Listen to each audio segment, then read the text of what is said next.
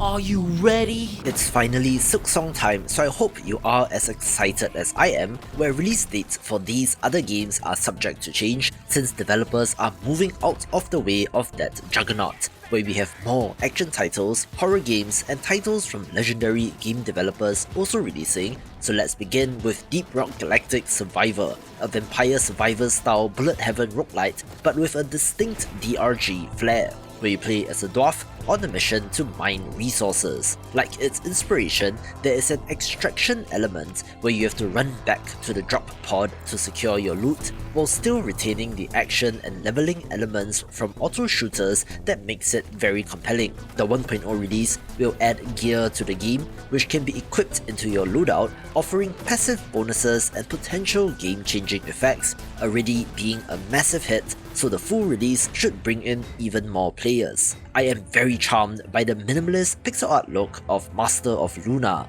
a turn-based strategy game set in a fantasy world, engulfed in eternal twilight. You play as a half-forgotten deity, aiming to reclaim your divine power, making decisions on a world map as you direct your armies to battle enemies and claim cities, and will be for fans of the genre. This video is brought to you by Legends of Dragaea Idle Dungeons, a first-person party-based dungeon-crawling idle RPG. Form a party from 6 distinct races in groups of 3, utilizing a classless progression system where the skills you use is what levels up. Want to be a magic blasting warrior with heavy armor or a samurai wizard? You can! Explore procedurally generated dungeons filled with randomly generated loot that can range in power and special modifiers, so you never know what you'll uncover in your dives. In addition to dungeon crawling, you can manage and grow your small party into a full-fledged adventuring guild with your own emblem. Level up and expand a small town to access better services, take on a variety of quests from the local quest board, and send off multiple parties of 3 on their own adventures while you're not playing. You can even take on huge boss fights with up to 9 party members at once, so check out the free demo and wishlist the game on Steam right now.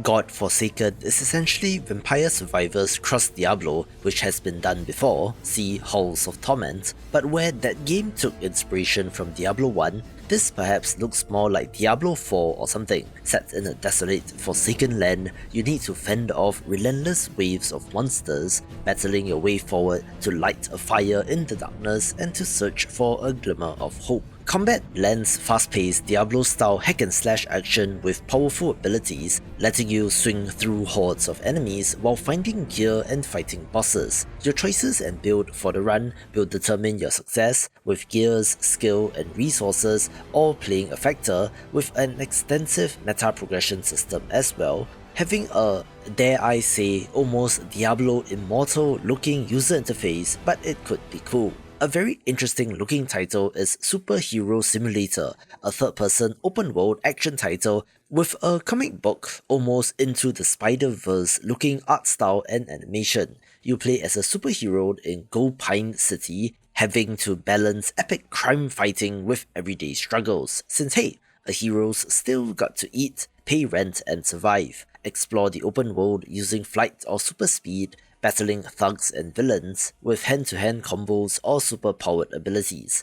Then, when you're off the job, drive a taxi or flip burgers to make money, keeping your identity a secret. It is a simulator, almost survival game in some way, having to be concerned about health, hygiene, mental state and self-respect, so you cannot be a total waste person and just bum around all day. This duality is super interesting, think Peter Parker working for the Daily Bugle for example, but do note that this will be an early access release, so I'm not exactly sure how much content there would be, but if they can nail it, might be something impressive. Yo, Lost in Cult just dropped their latest 2 physical game releases in Arco and Norco, featuring some cool physical goodies including a sick art print. Arco is this underrated simultaneous turn-based tactics title with gorgeous pixel art, while Norco, likewise, has sick pixel art too, but is an adventure game, so if you want physical editions of either, go get them via my affiliate link below.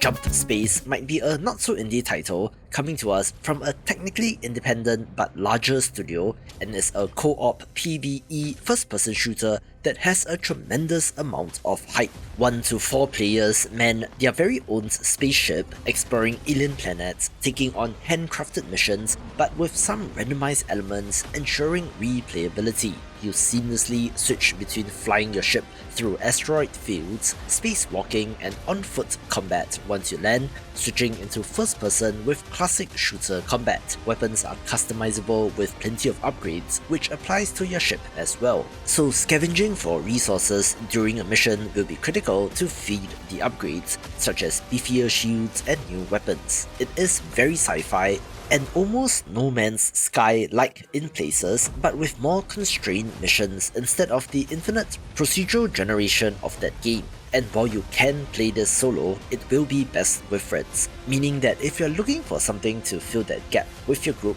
then do consider this next month. This next title might be targeted at a very specific demographic, since LAN Party Adventures is a nostalgic simulation adventure game where you play as a kid, setting up LAN parties in the early 2000s with a central mystery and narrative surrounding your missing friend.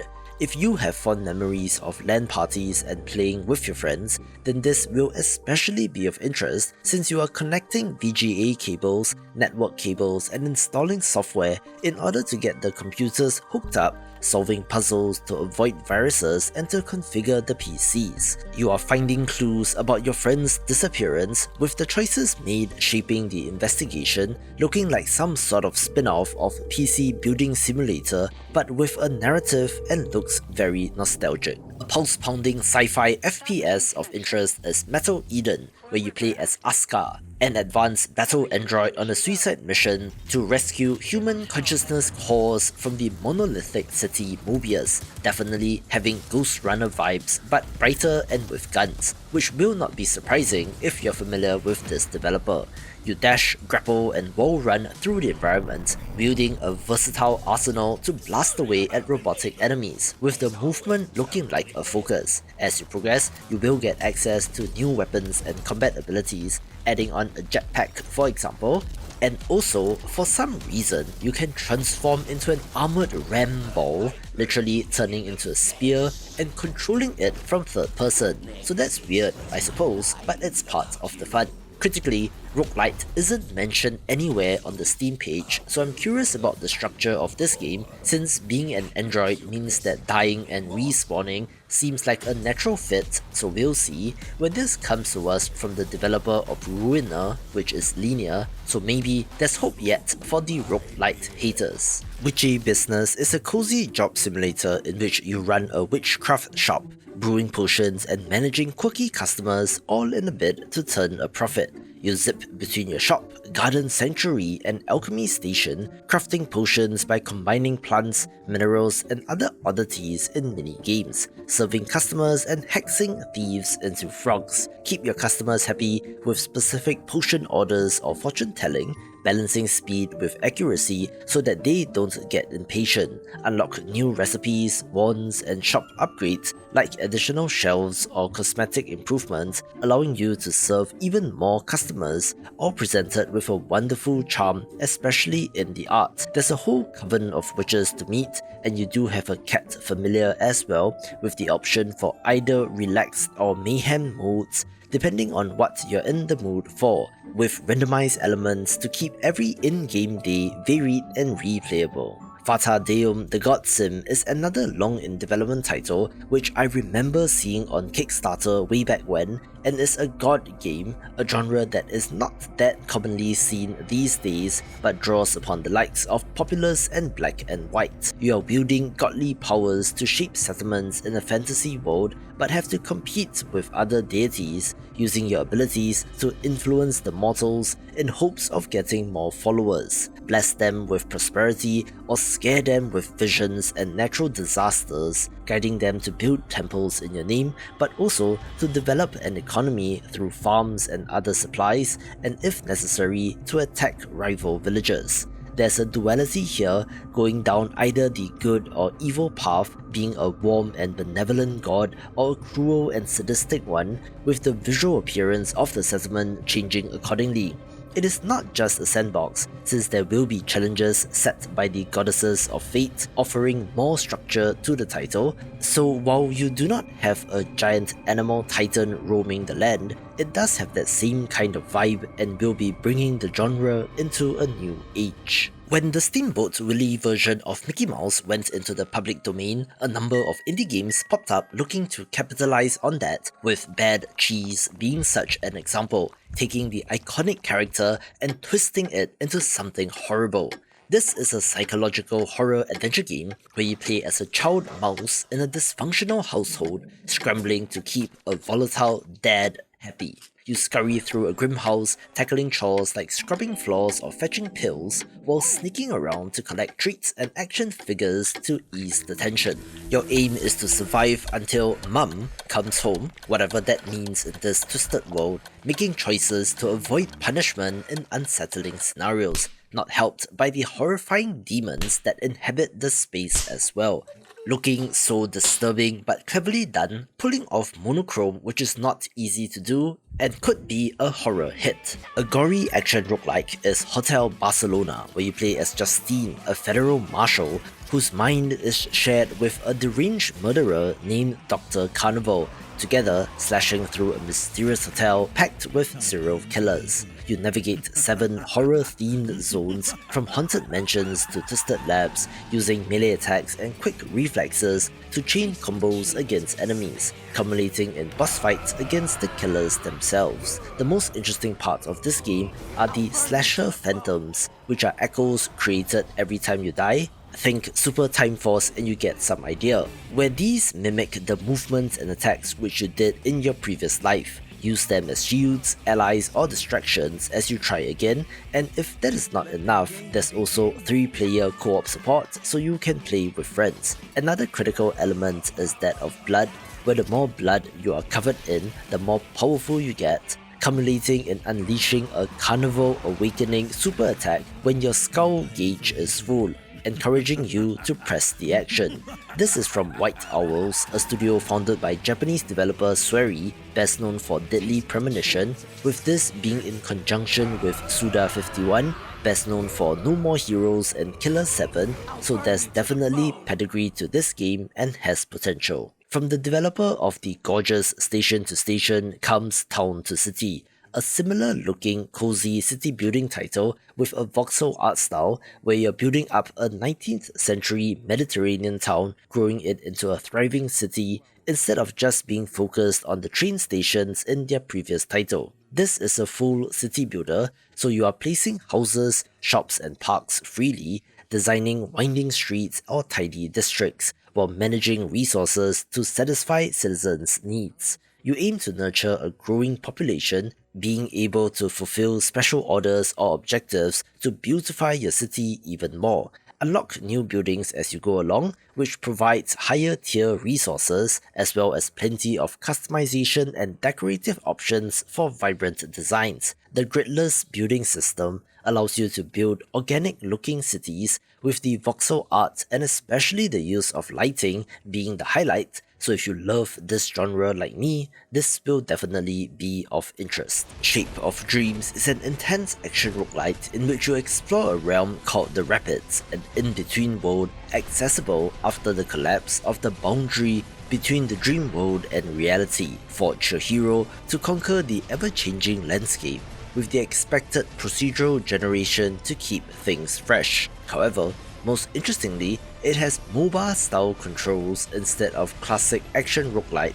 Think Dota or League of Legends and you get the idea. Still, you are mixing attacks, dashes and customizable skills called memories to battle enemies and uncover secrets, navigating these rifts and choosing paths to face bosses or to complete quest objectives for different rewards. There are over 200 collectibles to get, with plenty of upgrades, secrets, characters and playstyles to choose from, also adding in 4-player co-op support, so while it looks kind of generic, it is doing something different and is being published by NeoWiz, who have an eye for this kind of thing. One of the most amazing looking games of next month is Wonder Stars, a turn-based, word-based RPG in which you play as Ringo, a young martial artist searching for her brother, and Wolf, a a scoundrel running from his past, as our unlikely duo make their way through a cosmic anime-inspired adventure, looking quite 90s anime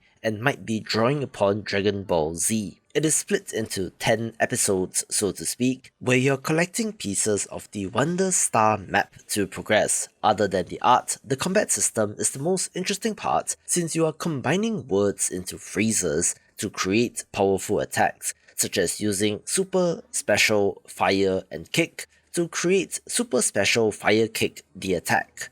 There are base actions like kick or block, modifiers like super, which adds damage, fast, which reduces cooldown and more, as well as elemental words, which add the corresponding effect. So you have to look at all the words available to you and to manage their individual cooldowns while trying to exploit enemy weaknesses. The martial art that our protagonist uses is an honorable one, so you can defeat your opponents with honor and even befriend rivals, earning words or pep-ups from them, which can be equipped for special bonuses, boosting combat depth. The word combining combat system dazzles, paired with some awesome art and animations, so I cannot wait to get my hands on this.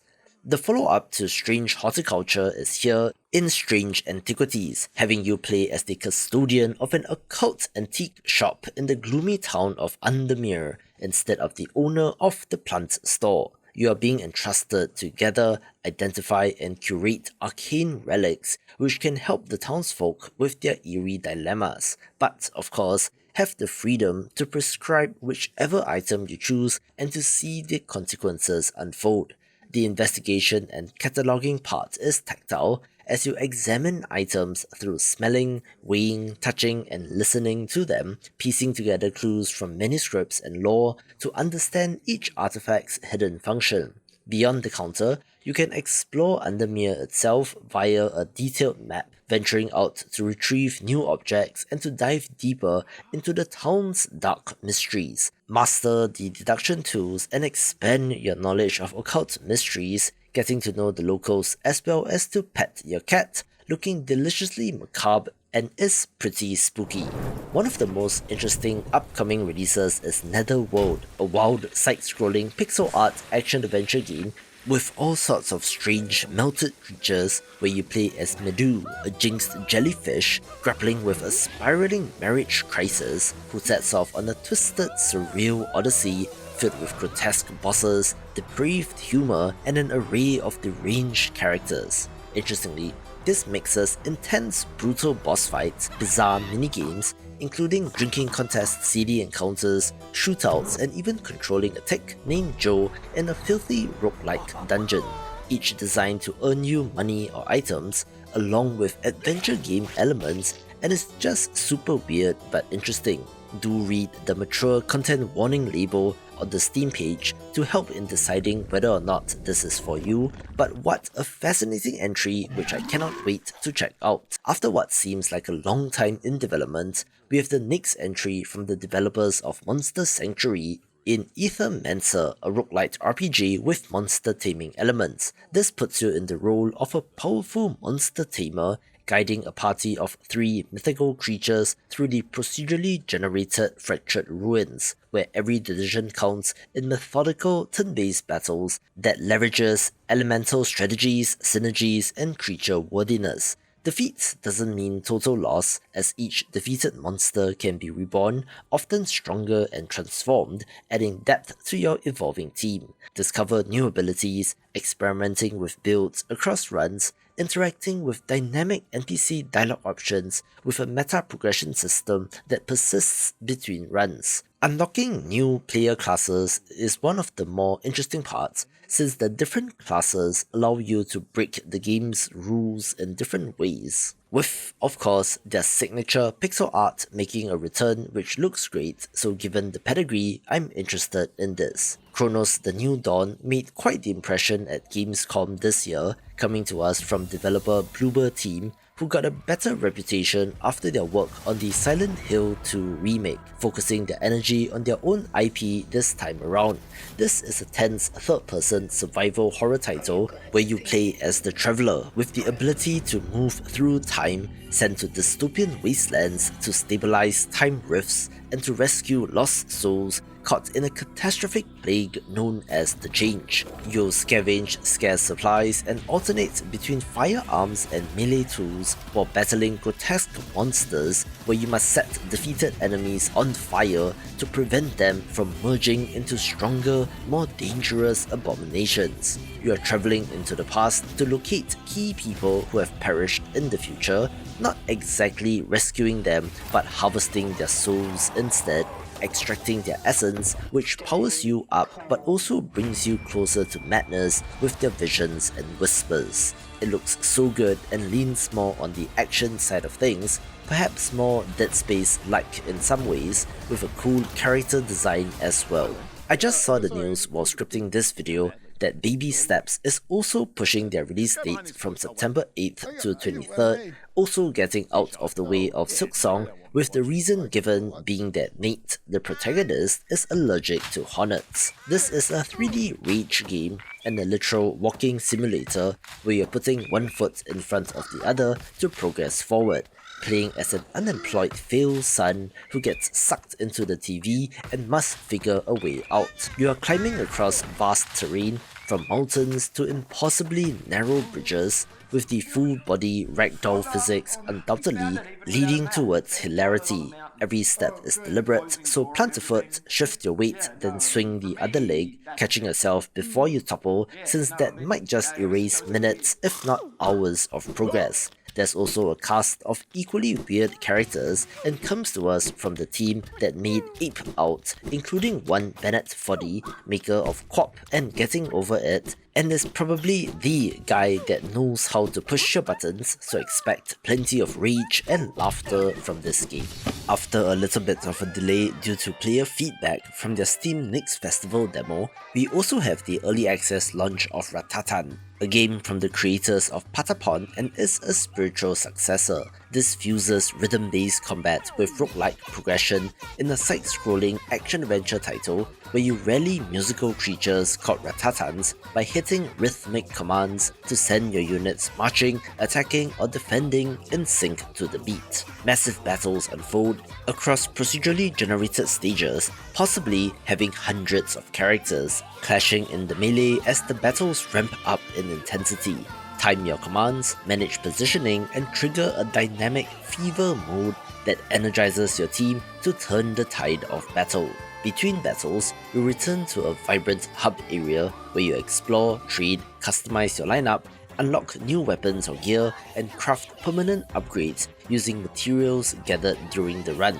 If I remember correctly, the feedback on the demo cites things like the tutorial and UI, inconsistencies with enemy attacks, the roguelite structure overall, and a general lack of content, so I don't know if a 2-month delay would be sufficient to address all of these, so we'll have to see. We also have the 1.0 release of Little Witch in the Woods, a cozy life sim where you play as Ellie, an apprentice witch exploring a magical forest and building out her little witch house while helping villagers with potion making, gathering ingredients, and forging friendships. This too was slated for 1.0 on 4th September but has been pushed to the 15th, so developers are not taking any chances despite being in a completely different genre and presumably having a different player base. Explore serene forest paths, homey villages, and hidden cozy nooks as you go about your witchy life. This isn't a farming sim like Stardew Valley, where you're instead foraging for herbs, mushrooms, and powders to craft potions that solve problems or bring joy, still being somewhere in the space but with a magical twist. Get to know and deepen bonds with the villagers, discovering their personal stories and restoring parts of the town as you make progress on your apprenticeship on your way to becoming a full-fledged witch. The 1.0 release will add villagers, new unrepaired areas, fresh narratives, quality of life improvements and optimizations, rounding off what looks like a successful early access period to me. One of the sickest looking games is Morrow's Protocol, a gritty, pixely sci-fi roguelite first-person shooter where you awaken aboard a derelict warship overrun by monstrous horrors and guided only by a disembodied voice. Combat is relentless and tactical as you wield an assortment of weapons from katanas to pistols to flamethrowers and even futuristic blasters, using these on enemies ranging from mechanical ones to fleshy monstrosities. Fight through procedurally generated corridors stitched together with handcrafted sections, keeping encounters unpredictable while you gather augments and gear to shape your own lethal loadout for the run. There are permanent bio boost upgrades earned between runs where you're spending rare materials to get these, letting you return stronger and more resilient the next time around. Most interestingly, they are taking inspiration from Souls-like titles in the boss fights, so expect epic boss battles, and I still cannot get over how great this looks. Let's go back to Cozy Games in Slime Rancher 2, which will be releasing out of early access after 3 years. This is a bright and bubbly open-world first-person wrenching simulator where you play as the same character from the first game, exploring Rainbow Island to wrangle, feed and nurture quirky slimes while expanding your wrench and conservatory. The core gameplay loop grows richer in the 1.0 release, now featuring quantum-enhanced drones that automate wrench chores and resource collection, also adding new gadgets and upgrade blueprints to tinker with and new areas like enhanced labyrinth zones filled with secrets and puzzles to explore. While much prettier and I think has more content than the original, the gameplay honestly feels identical, which might explain why it has not sold as many copies yet. So we'll see what kind of energy the 1.0 launch brings, and I wonder what is next for this team. One of the games which instantly went viral upon announcement is Clover Pit, helped by the fact that they dropped a demo on the same day and is a gambling adjacent roguelite in the vein of Balatro but with a slot machine instead. But this too decided to move out of the way of Silksong to the end of the month. You are trapped in a nightmarish cell where every spin of the slot machine could be your last as you attempt to pay off a mounting debt before the trapdoor beneath you opens and you fall to your doom. Manipulate the slot machine to earn extra coins, turn the odds in your favor with various prizes and charms that trigger big combos and high scores, bending the rules, breaking the game, and paying off your captor for just long enough until you can escape. The buckshot roulette inspired art style looks awesome as well and looks horribly addictive in a good way.